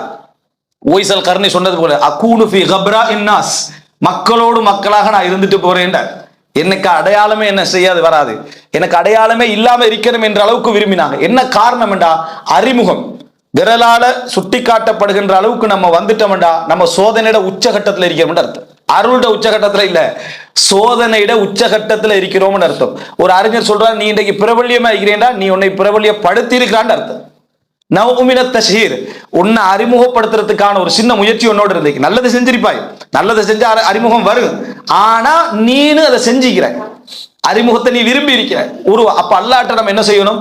தௌபா செய்ய வேண்டும். அதனாலதான் ஒரு ஒரு அதாவது ஒரு சுஃபியான் இப்னு உயைனா நினைக்கிறேன் ஒருவர் அறிவுக்குள்ளே நுழைவது லேசு அறிவை நோக்கி பயணிப்பது லேசு அறிவிலிருந்து இறைவனை நோக்கி பயணிப்பது கஷ்டம் என்றார். அறிவிலிருந்து இறைவனை நோக்கி பயணிப்பது என்பது மிகவும் கஷ்டமானது. காரணம் என்னண்டா, அறிவு சந்தோஷத்தை தந்துடும், அறிவு மகிழ்ச்சியை தந்துடும், தேடல் இன்பத்தை தந்துடும், எல்லாம் வந்துடும். அதுக்கு பின்னால அறிவிட நோக்கம் என்ன? நீ தொழணும், நீ நிறைய பாதத்தாலியா இருக்கணும், நீ முன்மாதிரி ஆயிக்கணும், நீ பணிவானவனா இருக்கணும், நல்லவர்கள் உன்னை சுத்தி இருக்கணும், உன்னை சுட்டி காட்டுறவங்க சுத்தி இருக்கணும். கஷ்டம். அந்த இடத்துல பாப்பா என்னன்னா, நம்மளை தெரியும்னு சொல்ற எவனே பக்கத்துல வச்சுக்கல கூடாது, நம்மளை கெட்டவன் கண்டுபிடிக்கக்கூடிய எவனே பக்கத்துல வச்சுக்கல கூடாது. எல்லாரும் என்ன செஞ்சிடணும், ரிமூவ் பண்ணாதான் நான் அறிஞனாக என்ன செய்வேன், உலகத்துல இருப்பேன் என்ற எண்ணம் வந்துடும். அதனால அங்க இருந்தால் குரூஜு இலல்லா மிகப்பெரிய போராட்டம். தெரியும் வரைக்கும் நம்ம எப்படி இருக்கிறோம், தெரிஞ்ச பின்னால அதை வச்சு அமல் செய்யறதுக்கு என்ன அவ்வளவு ஒரு போராட்டம். தலபினல் இல்ம சும்ம தலபின நீயா, அறிவை முதல்ல தேடினோம், பின்னர் அறிவுக்கான நியத்தை தேடினோம்ன்றாங்க. ஏன் அறிவு படிக்கணும் என்ற நியத்தை நாங்க என்ன செஞ்சோம், தேடினோம். அப்ப மூணாவது அம்சம் என்னன்னா, சுத்தப்படுத்தக்கூடிய சூழ்நிலைகள் உங்களுக்கு வரும். நீங்க எங்க கூட வரும் தெரியுமா, சமூகத்தை நிறைய நீங்க யோசிங்க. எதை சொன்னாலும் நான் சமூகத்துல யாரை சுத்தப்படுத்திக்கிறேன் அப்படின்னு நினைக்கிறேன், வீட்டுக்குள்ள. ஏன்னா அங்கதான் யாரும் கேள்வி கேட்கலாத இடம். நம்ம தக்லீத் ஜமாத் மாதிரி இருக்கிறது, சரியா? நம்ம வாப்பா என்ன சொன்னாலும் அவர் தான் முன்மாதிரி. மௌத்தாயினது பிறகு கூட மனைவிக்கும் பிள்ளைகளுக்கும் முன்மாதிரி தந்தை என்றத கணவன் என்றது வெளியே வருது கஷ்டமா இருக்கு. யார் என்ன சொல்லிட்டாலும் முன்மாதிரி தன்மை மிசாலியத்துல அந்த கணவன் தான் இருப்பார், இயற்கையா இருப்பார். இது இருக்குதானே பெரிய ஒரு ஆபத்தான ஒரு நிலை. அப்போ அவர்கள்ட்ட நம்ம என்ன செய்யணும், எப்பயும் நம்மளே கொஞ்சம் என்ன செய்யும், கொஞ்சம் ஒரு வார்த்தை உயர்த்தி, ஒரு பேச்சு உயர்த்தி, வழிகாட்டல் உயர்த்தி பேசக்கூடிய தன்மைகள் வருமா இல்லையா? இந்த உஜுபுடைய தன்மைகள் எங்களுக்கு ரசூல் ஸல்லல்லாஹு அலைஹி வஸல்லம், நீங்கள் பாவம் செய்வதை நான் பயப்படவில்லை. பாவம் செய்யறதும் பெரும் ஒரு குற்றம் தான், ஆனால் பாவம் செய்யாமல் இருந்து உஜுபுடைய நிலை உங்களுக்கு வருமே, நான் பெரியவன் என்கின்ற ஒரு நிலை வருமே, இதை நான் பயப்படுகிறேன். நிறைய பேர் இந்த உஜுபை எப்படி இல்லாமல் ஆக்கி கொள்றது தெரியுமா? நான் அல்ஹம்துலில்லாஹ் என் முழு பாவத்தை நான் ஒத்துக்கொள்வேன், அதுல எல்லாம் எனக்கு ஒரு சின்ன இது இல்லை, என் பாவத்தை நான் தெரிஞ்சுதான் வச்சுக்கிறேன். இது எப்பயுமே உங்களை டெஸ்ட் பண்றதுக்கு இப்படி டெஸ்ட் பண்ண வேணாம். ஏண்டா தனிமையில நீங்க உங்களோட இறக்கமாயிருப்பீங்க. நீங்க தனி இருந்தீங்கடா, நீங்க உங்களோட இறக்கமாயிருப்பீங்க. பிள்ளைதான் நீ செய்யறது பிள்ளை, மோத விட்டு பாருங்க. உங்களோட நப்சை கொண்டு இன்னொருத்தரோட மோத விட்டு பாருங்க. அந்த நேரத்துல நீங்க யாருன்றது உங்களுக்கு என்ன செய்ய விளங்க. அப்படின்னா என்ன, ஒருத்தர் சொல்றாரு நான் நிறைய பாவம் செஞ்சுக்கிறேன், நீங்க சொல்றீங்க ஓகே. இன்னொரு ஆள் சொன்னாங்க நீங்க நிறைய பாவம் செஞ்சுக்கிறேன், எல்லாரும் செய்யக்கூடிய பாவம் தான் நானும் செய்யறேன் அப்படின்னு உடனே அது அவன் சொன்னதுதான் அடுத்தவன் சொன்னோடனே அப்படியே என்ன செஞ்சிடறான், மாறிடுறான். நம்ம ஏற்கனவே உதாரணம் சொன்னோமே, மனைவி வீட்டு என்ன சொல்றோம், என்ன நீ உன்னாலதான் நானும் முன்னேறிக்கிறேன்டா, அது பணிவு. அதே வைஃப் அடுத்த நாள் திருப்பி சொல்ல, என்னாலதானே நீங்க முன்னேறினீங்கடா, உன்னாலதானே முன்னேறினா நேற்று சொன்னீங்க, அது ரெண்டு வகை. என்ன அது அந்த சப்ஜெக்ட் வேற, இந்த சப்ஜெக்ட் வேற. மனுஷனுக்கு வருதா இல்லையா? மனிதன் எப்பயுமே தன்னை டெஸ்ட் பண்ண நம்ம எதிர்க்கிற நேரம், தன்னை மோதுற நேரம், பழகுற நேரம், அடுத்தவர். நான் எப்பயுமே தலைமைத்துவத்துக்கு ஆசைப்படாதவன், மனசால நினைச்சுக்கிறது ஒன்றில் கிடைக்காம இந்திக்கும், சரியா? அல்லது தான் தகுதியானவ, ஆனா பரவாயில்ல நான் விட்டு கொடுக்குறேன் அப்படி இருந்து. இந்த ரெண்டு எண்ணமுமே உங்களோட சுய திருப்தி தான். ரெண்டு எண்ணமுமே உங்களுடைய சுய திருப்தி தானது. எனவே ஒரு மனிதனுக்கு ரசூல் ஸல்லல்லாஹு அலைஹி வஸல்லம் சொல்றாங்களே, இந்த தலைமைத்துவத்தை சிறப்பா யார் செய்வாங்க தெரியுமா? யார் அதிகமா வெறுக்கிறாரோ அவர் தான். யார் அதிகமாக வெறுக்கிறாரோ, அதை தலைமைத்துவம் வேணாம் என்று வெறுக்கிறாரோ அவர் தான் அதை அழகாக செய்வார் ரசூலுல்லாஹ். யார் அதை விரும்புகிறாரோ அவர் அழகா என்ன செய்ய மாட்டாரு, செய்ய மாட்டார். எனவே இந்த சுய நலம் இருக்கக்கூடிய, அதாவது சுய திருப்தி, நான் தான் என்று எண்ணக்கூடிய எண்ணங்கள் உங்களுக்கு பல இடங்கள்ல வரும். அவைகளில் இருந்து தௌபா செய்யுங்கள். இதெல்லாம் தௌபா உணரப்படாத இடங்கள்ல உண்டு. அடுத்தது நான்காவதாக, பிறரை குறையோடு நோக்கும் போக்குகளில் இருந்து. அடுத்தவனை குறையா பார்க்கிற நோக்கம் எப்பயுமே, அதாவது நம்மளுடைய பார்வை எப்படி இருக்கணும் என்று சொன்னா, நம்ம ஒரு நல்ல ஒரு சாலிஹினாக வாழ முயற்சி எடுக்க வேண்டும். ஆனா உச்சகட்ட பாவத்துல உள்ளவனை கண்டாலும் அல்லாஹ் அவனுக்கு ஒரு மஹரஜ வச்சு அல்லாஹ் என்னை அழிச்சிடலாம், அல்லாஹு தாலா அவனை மன்னிச்சு என்னை 100 கொலை செய்தவன் சொர்க்கத்துக்கு போற செய்தி, விபச்சாரம் செய்து தண்ணீர் கொடுத்தவர் சொர்க்கத்துக்கு போற செய்தி, அதே போல என்னது உயிரினங்களுக்கு உணவு கொடுத்தவன் சொர்க்கத்துக்கு போற செய்தி, கடைசி நேரத்துல லா இலாஹ இல்லல்லாஹ் முஹம்மது ரசூலுல்லாஹ் சொல்லி சொர்க்கத்துக்கு போற செய்தி. அதை நீங்க எடுங்க மனதுக்குள்ள. அறிவாளியாக இருந்து நரகம் போற செய்தி, வசதியானவனாக இருந்து நரகம் போற செய்தி, தர்மசாலியாக இருந்து நரகம் போற செய்தி, அப்படி எடுத்து பாருங்க. சுபஹானல்லாஹ். இவைகளை நீங்க கம்பேர் பண்ணீங்கன்னா எந்த பாவியையும் நம்ம கெட்ட நினைக்க, பாவம் பிள்ளைன்னு அவன்கிட்ட சொல்லணும். ஆனா என்ன, அவன்கிட்ட போய் நம்மளை தூய்மையானவனாக நிரூபிக்கின்ற இடத்துக்கு ஒரு ரசூலுல்லாஹி ஸல்லல்லாஹு அலைஹி வஸல்லம் அவர்கள்ட்ட எத்தனையோ பாவிகள் முறைப்படுவாங்க. பதறல்ல ரசூல் ஸல்லல்லாஹு அலைஹி வஸல்லம். நம்ம முதலாவதே பதறது, அது ஈமானிய பதட்டம் அல்ல, உங்களை அடையாளப்படுத்துற பதட்டம். ஒருத்தர் என்ன நான் நிறைய விபச்சாரம் செய்யறேன் அப்படின்னு சொன்னாங்க, என்ன அப்படி புல்லா பதறி அந்த அடிச்சு அந்த அளவுக்கு பதறதுன்னா அவன் கேட்டது பிழையோ, நம்ம ஒரு வெட்கப்பட வேண்டிய விஷயம், இவரே மானத்தை வாங்கிடுவார் போல என்ற மாதிரியான ஒரு எண்ணத்துக்கு அவன் வாரான். அப்படி உங்களுக்கு யார் செய்ய சொன்னது? அவன் அவன் உணர்ந்து வந்திருக்கிறான்னா அந்த அவர் பதில் சொன்ன மாதிரி சொல்லணும். அதாவது நீ தௌபா, அவர் என்ன 99 உனக்கு தௌபா கிடைக்காதுனால 100 ஆயிடுச்சு வணங்கிட்டா. அப்ப அதுக்கு முன்னால் நீங்க நினைச்சு பாருங்க, அதுக்கப்புறம் ஒருத்தர் அறிவாளிகிட்ட வழி கேட்டு போறாரு, அவருக்கு என்ன செய்யுது? நல்ல வழிகாட்டல் கிடைக்குது. இதே மாதிரி ரசூல் ஸல்லல்லாஹு அலைஹி வஸல்லம் அவங்கள்ட்ட வந்து ஒருத்தர் சொல்றாரு, விபச்சாரத்தை பத்தி சொல்லல, இதன்லி பிஸ்னா, விபச்சாரம் செய்து அனுமதி தாங்கன்றார். தஸ்ரிய சட்டமாக்குங்க, விபச்சாரம் செய்யறதுக்கு அனுமதி தாங்க. ரசூலுல்லாஹ் சுப்ஹானல்லாஹ் இன்னா லில்லாஹி வ இன்னா இலைஹி ஏதாவது சொன்னாங்களா? எதுவும் சொல்லல. சஹாபாக்கள் ஒரு இயற்கை, அப்படி வருவது இயற்கை. ஆனா தவிர்த்துறணும். சஹாபாக்கள் பதறினாங்க, ரசூலுல்லாஹ் விட்டுருங்க, ரசூலுல்லாஹ் விளங்கப்படுத்துறாங்க. அவருக்கு சொல்லி கேட்டு எல்லாம் சொன்ன பின்னால அதுக்கு பின்னால் அவருக்கு ஒரு அறிவுல விளங்குது அது பிழைண்டு. அப்போ ரசூல் ஸல்லல்லாஹு இதயத்துல தட்டி துஆ கேட்கிறாங்க, அல்லாஹும்ம தஹ்ஹிர் கல்பஹு வ ஹஸ்ஸில் ஃபர்ஜஹு வக்ஃபிர் தம்பஹு. யா அல்லாஹ், அவருடைய இதயத்தை தூய்மைப்படுத்துவாயாக, அவருக்கு கற்புடைய வாழ்க்கை, ஒழுக்கத்துடைய வாழ்க்கையை கொடுப்பாயா, அவருடைய பாவத்தை மன்னிப்பாயா. அதற்கு பின்னால் அந்த இளைஞன் விபச்சாரத்தின் பக்கம் திரும்பி பார்க்கவில்லைன்னு வருது. இது வந்து ரசூல் ஸல்லல்லாஹு அலைஹி வஸல்லம் அணுகுமுறை. பள்ளியில ஒருத்தர் சிறுநீர் கழிக்கிறார், எப்படி அணுகுறாங்க ரசூலுல்லாஹ்? எனவே மிக முக்கியம், பிறருடைய குறைகளை நீங்க பதறீங்கடா, இது பாவத்துக்கான பதட்டம் பெரும்பாலும் அல்ல. இந்த பெரும்பாலும் பதட்டத்துடைய பின்னணி அந்த இடத்துல என்ன இருக்குமெண்டா, நான் அந்த பாவத்தை செய்யல, நான் நல்லவன், நான் வந்து தூய்மையா இருக்கிறேன், அதனால எனக்கு ஒரு பதட்டம் வருது. அது நீங்க அல்லாட்ட காட்டிக்கங்க, சரியா? ஊருலகத்துக்கு காட்டி அந்த மரியாதையும் கௌரவத்தையும் பெற்றுக்கொள்ள நீங்க நினைக்காது விட்டாலும் அதுதான் காரணம். உங்களுக்கே தெரியாம இருக்கும் சில பொழுது, அந்த தூண்டுதலுக்கு பின்னாடி உங்களுக்கே தெரியாம இருக்கும். எனவே இது போன்ற பிறரை குறையாக நோக்கக்கூடிய மனப்பான்மையில இருந்து நீங்க என்ன செஞ்சிடணும்? அதாவது தௌபா செய்து விட வேண்டும். அதுக்காக வேண்டி நல்லெண்ணம் வைக்கணும் என்பதற்காக கெட்டவனை பார்த்து நல்லெண்ணம் நினைங்கன்னு சொல்லல, கெட்ட செயலை பார்த்து இது நல்ல செயல் அப்படின்னு நினைங்கன்னு சொல்லல. அடுத்த வந்து அவனை எல்லாம் மன்னிக்கலாம், அவனை எங்கேயா கொண்டு போய். சில சூஃபிகள் என்ன சொல்லி வச்சுக்கிறாங்கன்னா, 2 பேர் விபச்சாரம் செஞ்சுட்டீங்க ரோட்ல, இந்த கணவன் மனைவிக்கு வீடு கிடைக்கவில்லையான்னு கேட்கிறான். எது விபச்சாரம் செஞ்சுட்டீங்க, இந்த கணவன் மனைவிக்கு வீடு கிடைக்கவில்லை அப்படின்னா என்ன? நல்லெண்ணமா, சரியா? அவன் நல்லெண்ணம் வைக்கிறது கண் முன்னால தடக்கிறது தவறண்டா, தவறண்டு விளங்கணும், இல்லாட்டி புத்தியிலே அர்த்தம், சரியா? அக்கல்ல விளங்கணும். ஆனா அவன் தப்புவானா நான் தப்புவானா அல்லாஹ்விடத்துல என்ன நினைக்கிற டைம்ல அல்லாஹ்வானா அவன் கூட என்ன செஞ்சிடலாம்? தப்பிடலாம், நான் அழிஞ்சிடலாம்னு என்ன செய்யணும்? நினைக்கணும். இதுதான் மிக முக்கியமான இடம். இது போன்ற தவறுகள் நம்ம நிறைய ரமதான்ல இதை நிறைய தவிர்த்து பழகுங்க. அதாவது உள்ளத்துக்கு உணர்த்தி உணர்த்தி தவிர்த்து பழகுங்கள். தௌபா செய்து நம்ம என்ன செய்ய வேண்டும்? பழக வேண்டும். ஒரு 10 நிமிஷம் எடுக்கலாமா? சரி, அடுத்தது என்ன அப்படின்னு சொன்னால், 5வது தவறான குணங்கள் இருக்குது நம்மகிட்ட இருக்கக்கூடிய தவறான குணங்கள். இந்த தவறான குணங்கள் வந்து நம்மளை நிறைய பாவங்கள் செய்ய வச்சு. தவறான குணங்கள், கோப குணம் இருக்கும், இயல்பா வந்திருக்கும், கோபத்தை உங்களுக்கு நீக்கலாம் இருக்கும், போராடிக்கிட்டு இருப்பீங்க. ஆனா அந்த தவறான குணத்தின் விளைவாக மனசை நோகடிச்சிருப்போம், பேசியிருப்போம். தவறான குணத்துல ஒன்று என்னன்னா, கஞ்சத்தனம் நம்மகிட்ட இருந்திக்கும். இந்த கஞ்சத்தனத்தின் விளைவாக பலருக்கு நாம என்ன செஞ்சிருப்போம்?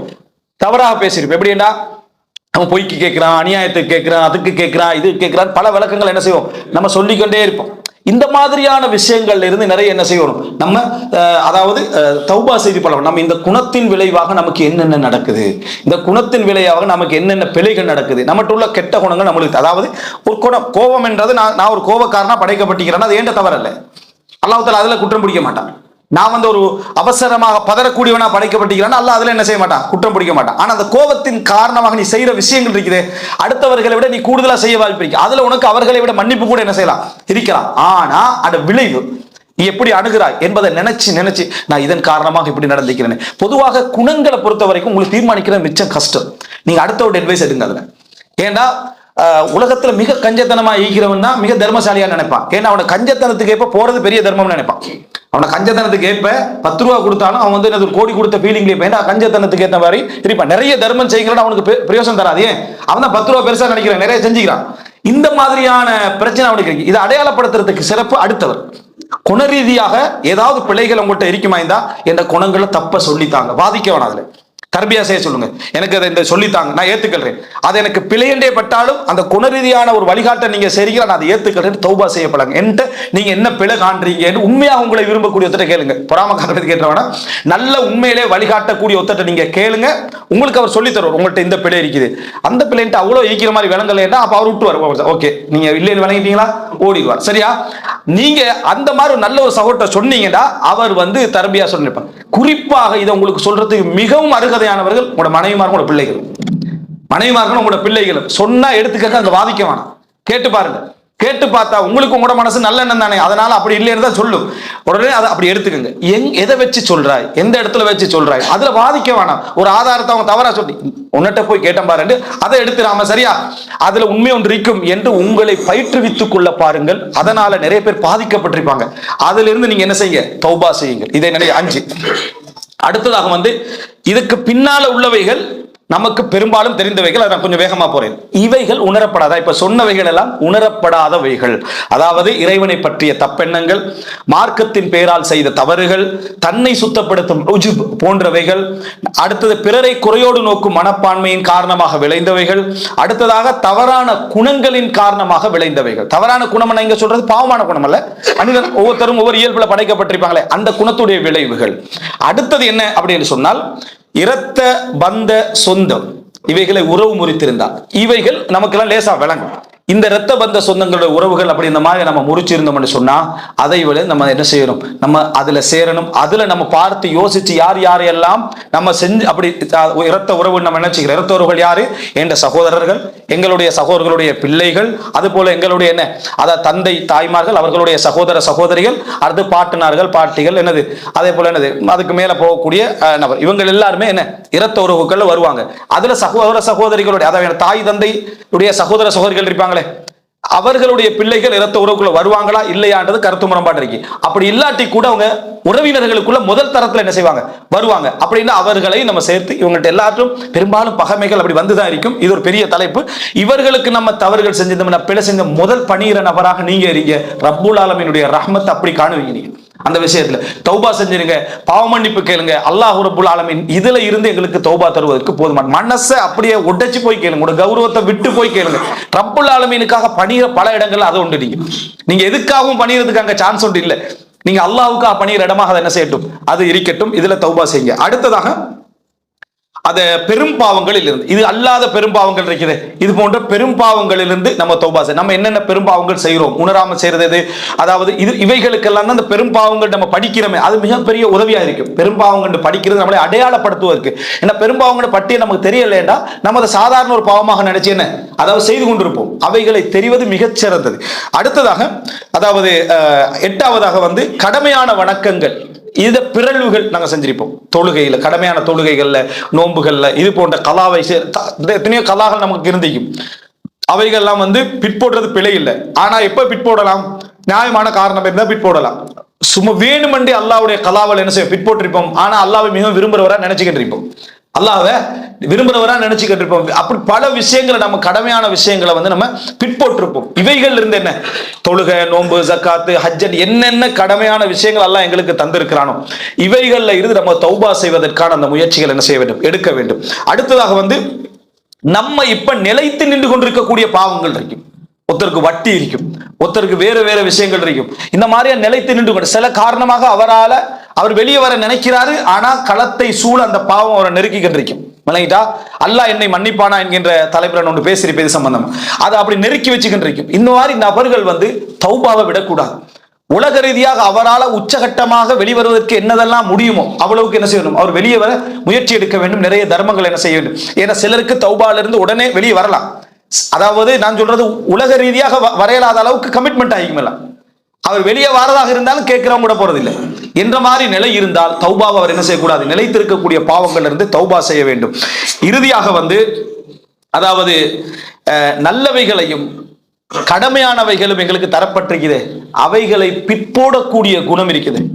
இது ஒரு பெரும் பாவம், இது ஒரு பெரும் பாவம். அந்த பிற்போடக்கூடிய குணத்திலிருந்து அல்லாஹ் தாலா என்ன இன்றைக்கு நம்ம இப்படி தொழுவோம், நாளைக்கு இப்படி நோன்பு வைப்போம், இந்த மாதிரியான ஜக்காத்தை நம்ம எப்படி கொடுப்போம், பிற்போட்டிருப்போம், செய்வோம், பிற்போட்டிருப்போம். இவைகள் அனைத்திலிருந்து நம்ம தௌபா செய்ய வேண்டும். அன்புள்ள சகோதரர்களே, இப்படி நம்ம தௌபாவுடைய பட்டியல்களை நம்ம உணர்ந்தோம் என்றால் இதுல ஆரம்ப 5 நம்ம அடிக்கடி உணர்வுக்கு வராதவைகள், கடைசி சொன்ன 10 உணர்வுக்கு என்ன வராதவைகள் என்று இருக்குது. இவைகளெல்லாம் நம்ம அல்லாஹ்விட்ட தௌபா செய்யறோம் என்றால் ரப்புல் ஆலமீன் எங்கட உள்ளத்தை, ரப்புக்கும் ஆலமு பிமா ஃபீ நுஃபூசிக்கும், உள்ளத்தில் உள்ளதை அல்லாஹ் தஆலா அறிவான்.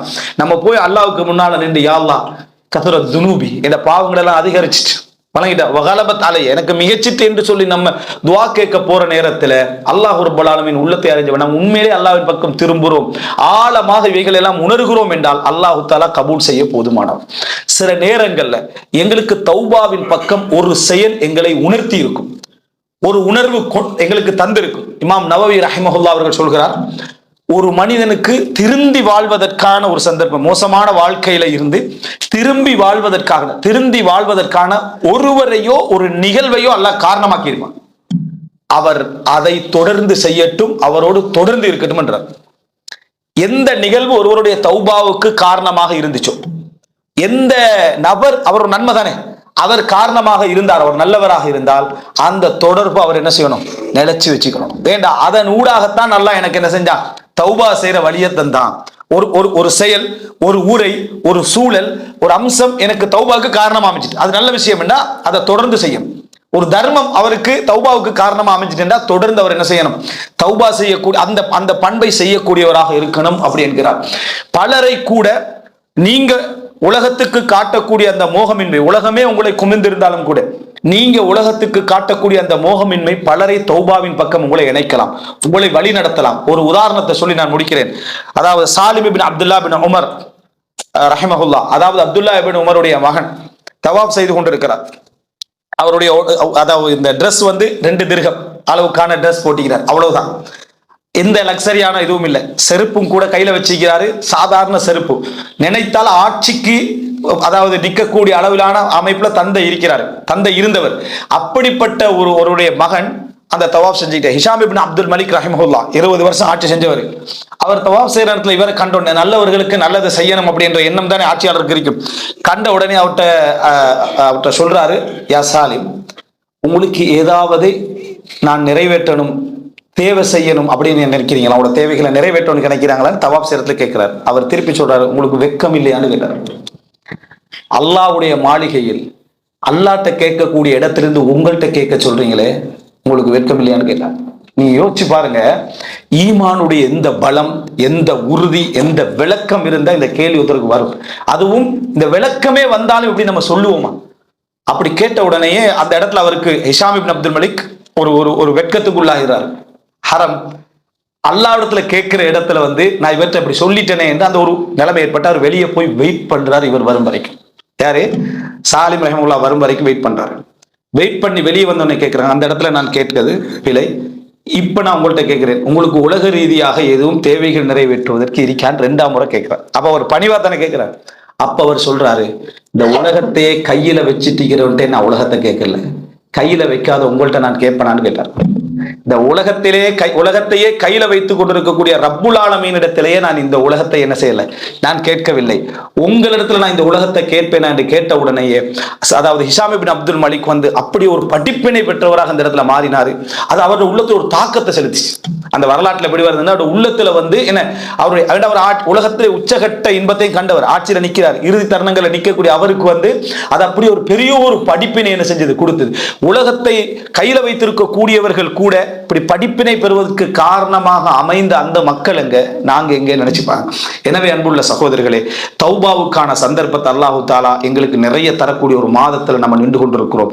மிக இலகுவான சூழ்நிலையை நம்ம தேடி போகாத நேரத்தில் அல்லாஹு தாலா எங்களுக்கு தேடி வந்தது போல ரமதானை அல்லாஹு தாலா தந்திருக்கிறான். இந்த உணர்வோடு நாங்கள் அல்லாஹ்வின் பக்கம் ஒவ்வொரு விஷயங்களை உணர்ந்து தௌபா செய்யக்கூடிய மக்களாக, நிகழக்கூடிய மக்களாக, அழக்கூடிய மக்களாக அல்லாஹ் ரப்புல் ஆலமீன் எங்களை ஆக்கியருள் புரிவானாக.